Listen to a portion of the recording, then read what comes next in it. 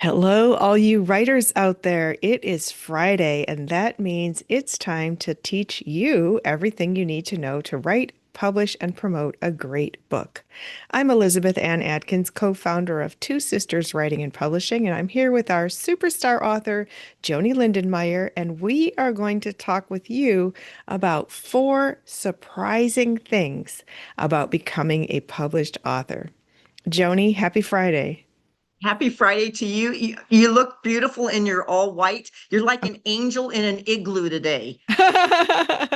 Thank you, thank you, thank you. It's blustery outside the wind. I can hear it like roaring, and it's just conducive to being inside to work because I'm writing multiple books and have to stay focused. Yeah.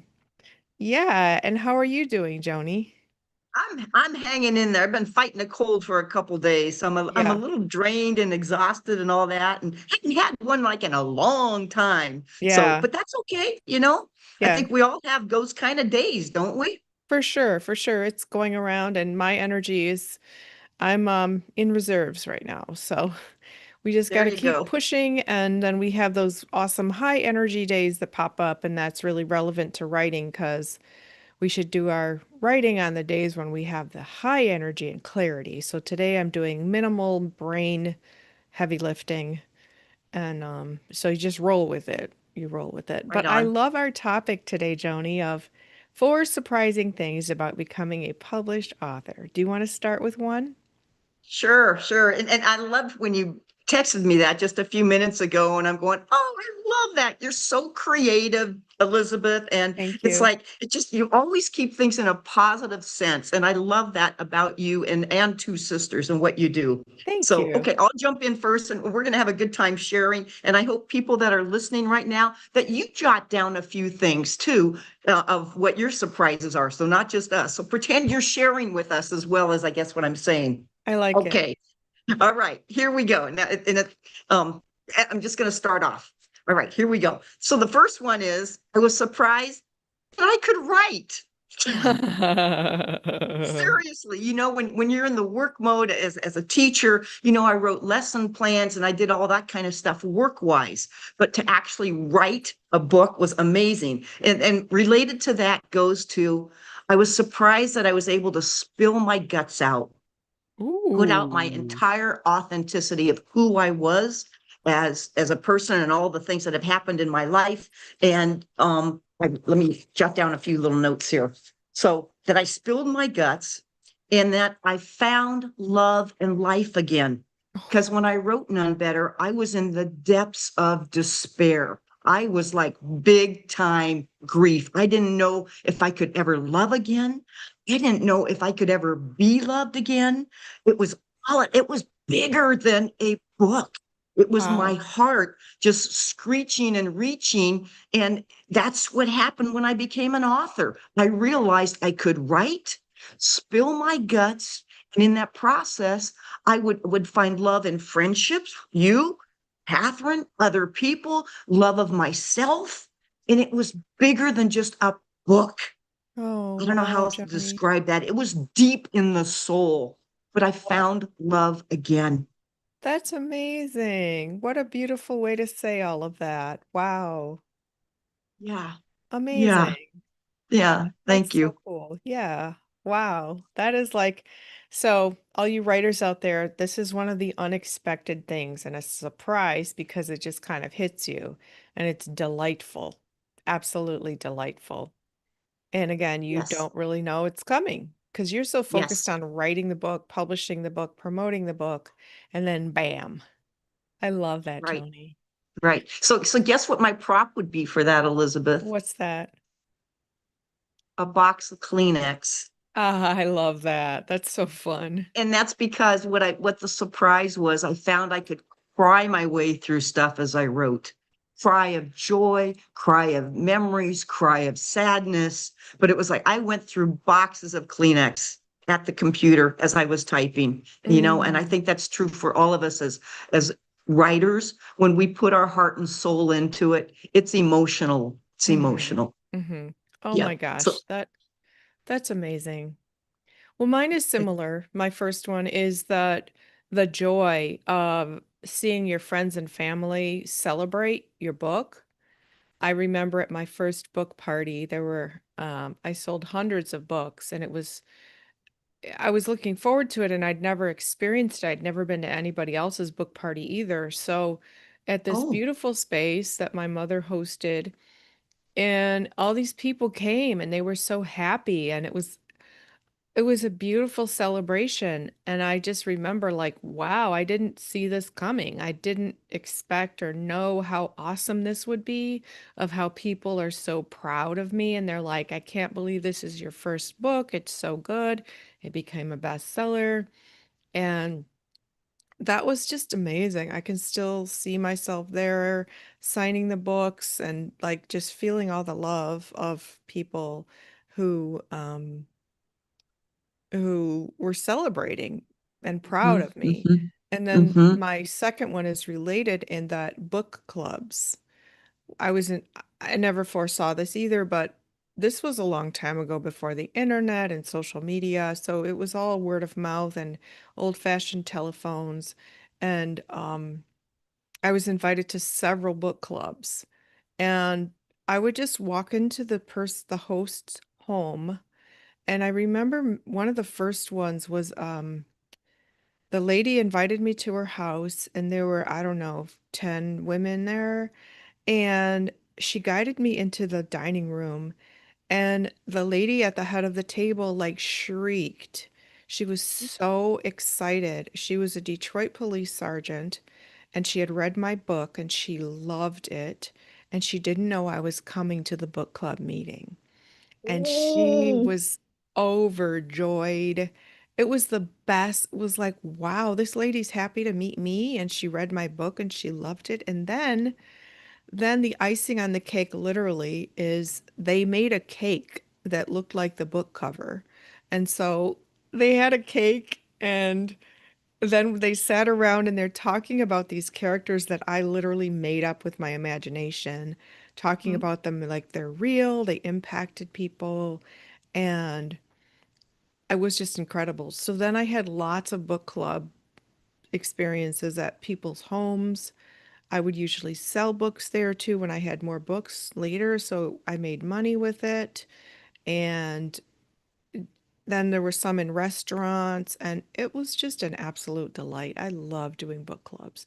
So those two go, book party with your friends and family. And Joni, your book parties, oh my gosh, your first one at the pizzeria, which was Yes. so beautiful. It was so many people lined up, fresh roses, balloons, friends, family, colleagues, fans from your town, live music, your banners, you just loving it, giving hugs. It was so beautiful. And then the other book parties at Pascal Winery and Vineyard, those were amazing. And then again, the love. It's so cool.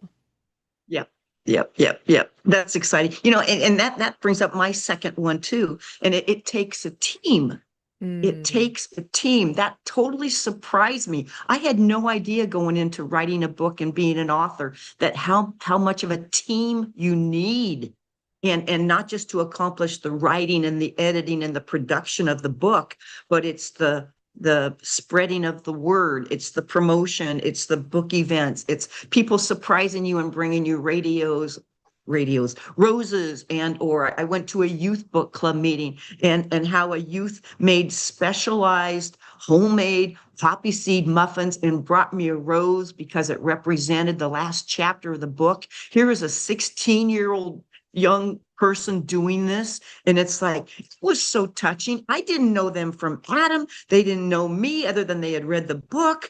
And I mean, those were the surprises that happened, and the surprises of people helping. Let me help you unload the car. Let me help you pack up your books. Let me go get you some lunch. Let me go get you this. What can I get for you? And all these surprises of kindness that comes from a team of people that you wouldn't call your team, but they just happen to be there at the time when they can jump in and help. And that is just amazing. And then the actual team, oh my gosh, between you and Catherine and all the different people in Two Sisters Writing Hmm. that made it happen. And then I think of my book cover that Gail designed for me, and then went on to Deborah Perdue and Tara and Tammy on the back cover of that. And then how just the whole, all of that. It's all about people. It's not just being self-centered. It's about other people. It's about relationships, Elizabeth. It's not always about the book. It's like, why in the world are now all of a sudden Elizabeth is in my life? Why all of a sudden is this person in my life? There's got to be a bigger reason, God, for why this is as real people, not just Hmm. because of their guru-ness and their expertise, but their personal life is now a part of my personal life, and my personal life is a part of their life. I And that love is that. profound to me. That's beautiful, Joni. Beautiful. Thank you. Yay. Thank you. Well, mine is similar. And Okay. it's number three is the business of writing, which you need a team for. So usually, again, people are so focused on writing the book, getting it published, promoting it. But there's a business aspect. When you become an author, you are being an entrepreneur, unless you have a book deal with a major publisher, which most people don't. If you self-publish or if you publish with us, you need an accounting system. So you need to consult with your CPA or your accountant or your tax person, your financial advisor. Thankfully, my sister is brilliant with those matters. And but you need to understand the business. Do you need to start an LLC? Do you need, which if you do, you start an LLC, you need a business bank account. You need a tax ID number, your EIN. You need to have this accounting and a system where you're tracking your spending and income regarding the book. And so most people don't even think about that. And then also, how are you going to sell the book once you're out at events? Are you going to use um, Venmo, Cash App, Zelle? Are you going to use a Square Reader? What are you going to do? How are you going to sell the books and where does that money go into your business account? So it just really helps you streamline and be more efficient and accurate with your record keeping when you understand the business angle of writing books. So that's something that takes a lot of authors by surprise. Mhm, mhm. Did you know how to do that when you first wrote your first book? Or was that a surprise of how you had to learn that? Well, I had my first three books were published by St. Martin's Press, so it was just book deals, and my accountant tracked it with just more income, like with my Mhm, regular annual income with I had mhm, my full-time job as a Detroit news reporter. mhm, So it was very simple at the time. mhm. But then of You know, course, and go ahead. well, with our company, Catherine's financial expertise in the financial services industry paired with my writing experience, that's what enabled us to, you know, understand the business aspects of becoming entrepreneurs that focus on writing. So now we have very clear understanding of what it all entails. Right, right. You know, and I think about that often, Elizabeth, is like, well, did you start by first writing your book, or did you first start by developing Two Sisters Writing, your business? You know? Well, my first novels that were published by St. Martin's Press were first published in the late 1990s, and our company is only 10 years old. So, no, I became an author a long, long, long time ago. And then people started asking me to ghostwrite books for them. And so that just it all just came together Right. with my ghostwriting experience and her financial background. And she's an author too with the Veronica series, Catherine is. Mhm. So Right. it just all came together. Yeah. And when it all came together, that's a surprise. Yeah, it was a I mean, surprise. you didn't see that down the line. You started out writing. No, especially because when I started, the only real way to be published was by the major publishers or what they called the The vanity vanity press, which press. is what people were calling self-publishing, which Mhm, was, I don't want to say stigma, but it was very it wasn't as highly regarded as being published by the traditional big publishers in New York. Mhm, So mhm. but then because of the disruption in the publishing industry by technology, creating places like Amazon where people could self-publish themselves their books or Ingram Spark where we publish, it enabled everyday people to become publishers. So I created my first Ingram Spark. It was called Lightning Source at the time in 2014, my first account. And I learned how to do that. And then 2 years later, Catherine and I started our company. And so the technology did not exist when I first became an author to do what we do. Right. Amazing. What a story. That's a story in itself right there. It Thank really you. is. It Thanks. really is amazing. So number three is business for you. Okay. So is that what you Yes, just said? Number three is correct. business. Okay. Yes. Okay. Yes. Okay. My number three, it's sort of multifaceted here. Um, that the biggest surprise as an author when I saw on my phone that my books were on Amazon. That Oh, blew me. That was a surprise. It was like, oh my gosh, this is for real. It's on Amazon. And wow. then the next part of that was, oh my gosh, Catherine tells me I'm in England, I'm in New Zealand. She gives me the analytics, which is the word. She tells me where this book is going. It's like that is just blowing me away. Mm. And then the next part is I'm being asked to talk at a bar or at a church pulpit. And so I'm giving talks. Then the next surprise was I'm producing a radio show. And now the next surprise, and it blows me away, is that there is a movie, a film produced by Michael Gorse. I'm the person. I'm not the filmmaker. I'm not the film producer. Michael gets all the credit for that. But it's about me. I'm just the one who shows up. And it's going to Oh. be shown. Think about this. It's going to be shown in May, this coming May, at the Los Angeles Indie Short Films Festival. Oh, that's That is like amazing. it just happened 2 or 3 days ago. Oh, So I've gone. congratulations, Joni. I know. Thank you. Thank you. Can you believe this? I did not plan any of this. I mean, it just surprisingly has fallen into my lap, just like things fall into your lap. And it's like we just continue to say yes, because it's not about me. It's about the impact of the messages and the inspiration and the motivation or the heart of what the content is that people can relate to. That's Yes. what it's about. Yeah. And to me, all of that is one big surprise. It is every day is one big surprise that way. Mm. Beautiful. That's amazing, Yeah. Joni. Yeah. That is so great. Congratulations. Thank you. Thank You're you. Thank you. welcome. Thank you. I'm still pinching myself on that one too. That's exciting. Well, my number four is um, a business related topic. It is permissions. If someone, this takes some authors by surprise and it upsets some authors and they don't understand it and they don't want to comply with it, but most do.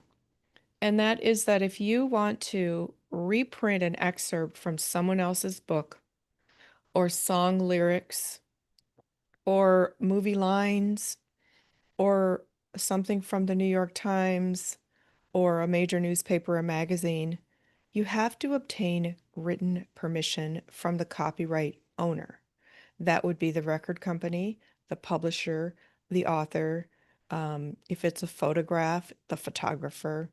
If it's a movie, the movie company. And a lot of authors are like, oh, but it's published. It's already out there. Why can't I use it? And I say, well, imagine if someone took a chunk of your book and published it in their book without asking you, and they're making money from it. So there's two offenses, no permission, and secondly, making money. That is illegal. It is a copyright violation. And it's not worth the risk of thinking, oh, I won't get caught. Because if you do, there's fines. You will get a cease and desist letter saying you need to take the book off the market. and again, have to potential pay financial penalties. So don't do it. But a lot of authors are like, oh, this was already on the cover of a magazine. It's already, there. No.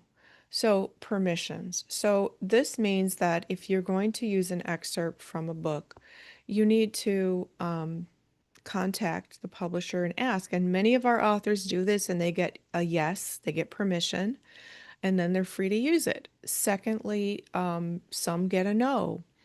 And a lot of times, unfortunately, when you seek the permission via email, telephone calls, text messages, you get completely ignored, and that is a no. You can't just say, oh, they never responded. No, it means you can't until you reach them and get it in writing. So, permissions are extremely important. It's about respect of another artist's work. And record companies, people, a lot of times they write, oh, my favorite song is this, and it was my wedding song, and it was my, whatever, my favorite song ever. They lift me up when I'm blue, and they put the lyrics, which is powerful because song lyrics influence us throughout our lives, but you can't. I learned that with my first book because I did that. I'm like, yes, these Ah, lyrics are perfect. And my editor said you have to take those out because it's too expensive to get permission from the record company and it's not worth the risk of putting it in there anyway. So mhm, anyway, mhm. that's not something most authors want to hear because it either takes the work of seeking the permissions or the answer is no, or they just don't understand the whole concept. But if you ask a lawyer, the answer is no. Right, right. Wow, that's really powerful. That's really powerful. And I'm so glad that you and Catherine were able to help and guide me, just like you will do for any of the other authors you're working with. You will guide them in that respect. Yeah. And Yeah, respect is the key word, isn't it? it Hmm. is always in everything. Yes, very well. Oh my gosh. Okay. So let's summarize your four. Your party, your book clubs, the joy of doing both of those, that Yeah. your business, and Hmm. now permission. Correct. Wow, all surprises. That's awesome. That's awesome. Okay. Number four for me. Number four for me is I have met the coolest people. That's number four. I have met the Yes. coolest people because of this. And that adds on about 60,000 miles in my car, all the travels, all the restaurants and the coffee houses and the pride festivities and the festivals and the gay bars and the churches and all of that. I have met the coolest people, and that touches my heart that now I Oh, have a zillion more friends. And I don't like to say the word followers. People say, well, how many followers do you have? I go, followers, friends, yeah. friends. And I look at the relationship I have with you and I have with Catherine, and I have bigger and better relationships with my own family and my other friends that have been a part of my life for a long time.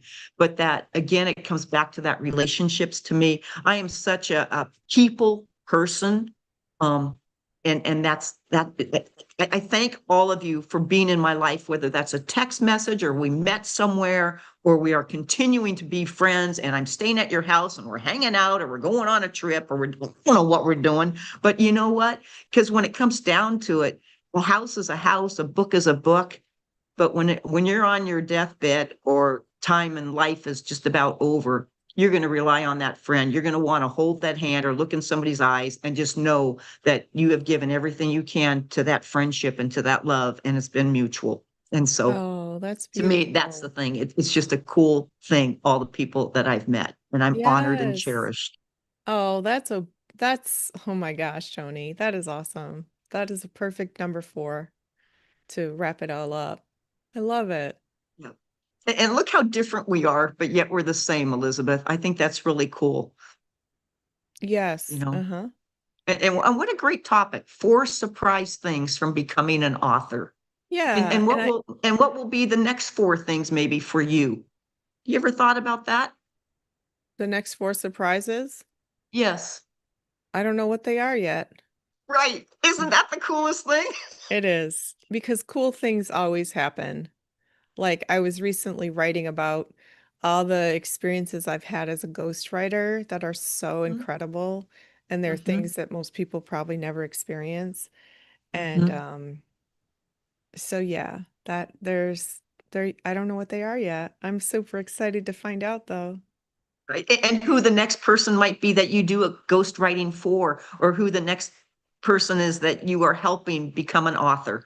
Yes. I mean, that's one big surprise right there. Could you ever imagine meeting a Joni? It's like, holy moly's, Yeah. Yeah. Yeah, yeah, Yeah. So, yeah. wow, Joni, this was really great. I love your four. I hope your cold resolves ASAP so you feel better and get your energy back. And I'm going to Thank keep you. working intensely on these books that I'm writing. And for all you writers out there, I know you can do it. I hope we've provided some insight and inspiration for you. Joni, any final words? I love the topic. Thank you so much for picking it. Thank you for just always being there, you and Catherine. And yeah, it's just, and the journey will continue. The journey will continue. Awesome, awesome, awesome. Yes. Well, thank you, Joni, for another wonderful podcast episode. And to all you writers out there, you can do it. So Yes, please you visit can. twosisterswriting.com and learn how I can help you as a book coach and learn about our publishing services and visit our bookstore and see all the amazing books that we have written and published, including None Yes. Better, Healing Religious Hurts and Joyously Free, which Joni and I have done together. So, meanwhile, we wish you happy reading and happy writing. We'll see you next week. You got it. Big hugs, everybody. Love you bunches. Bye.